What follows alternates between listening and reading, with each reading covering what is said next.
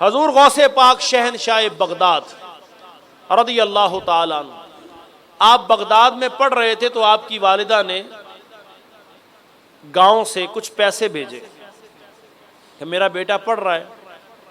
उन दिनों बगदाद में कहत साली थी।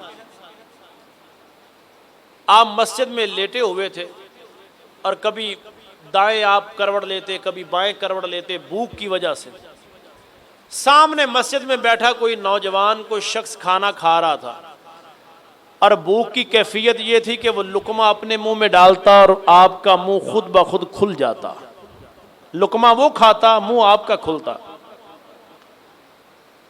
फिर आपने अपने आप को मलामत किया कि ये तू क्या कर रहा है, वो तो अपना खाना खा रहा है। चंद दिनों के बाद वो बंदा आपकी खिदमत में आया और कहने लगा जी आप मुझे मुआफ़ कर दें। क्या हुआ? कहा जी मैं आपके गांव से आया था और आपकी वालिदा ने कुछ पैसे दिए थे कि मेरे बेटे को दे देना। मैं जब यहां पहुंचा तो मेरा ज़ादेरा सारा ख़त्म हो गया और यहां कैद साली थी, अनाज मिल नहीं रहा था। मेरे पास वही पैसे थे, फलां दिन फलां जगह पे बैठ के मैंने उन पैसों का खाना खा लिया, तो मुझे अब आपसे मुलाकात हुई है, वो मैंने आपके पैसे खा लिए, मुझे आप माफ़ कर दें।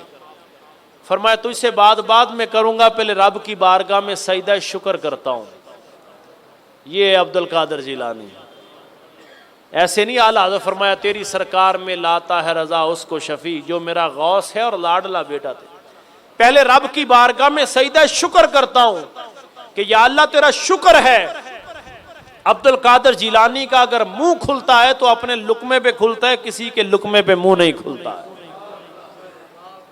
ये है 11वीं का लंगर हजूर गौस पाक का, ये उनकी नियाज है।